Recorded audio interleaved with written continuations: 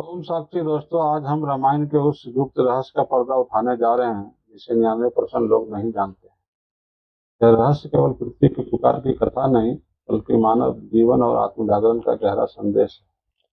रामायण में वर्णन आता है कि जब पृथ्वी पर अधर्म, अन्याय और अत्याचार बढ़ गए, तब पृथ्वी माता अत्यंत दुखी होकर गौ के रूप में देवताओं के पास गई और अपनी पीड़ा व्यक्त की।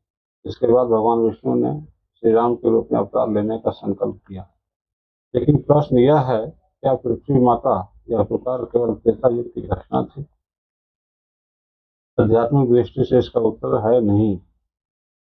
पृथ्वी की पुकार आज भी जारी है। आध्यात्मिक दृष्टि से पृथ्वी हमारे शरीर, मन और चेतना का प्रतीक है।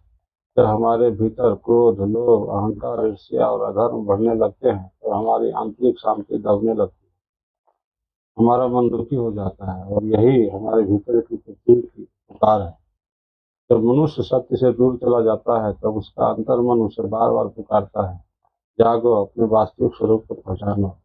पृथ्वी माता का गौरव भी एक गहरा संकेत देता है।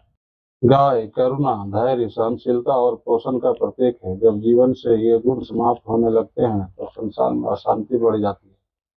इसलिए पृथ्वी की पुकार वास्तव में धर्म, करुणा और संतुलन को पुनः स्थापित करने की पुकार है।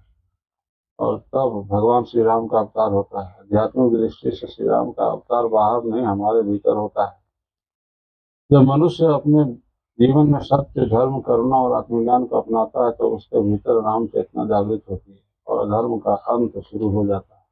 याद रखिए, जब भी हमारे भीतर नकारात्मकता बढ़ती है, हमारा अंतर्मन पृथ्वी माता की तरफ पुकारता है, और जब हम उस पुकार को सुन लेते हैं, तभी हमारे भीतर राम का जन्म होता है।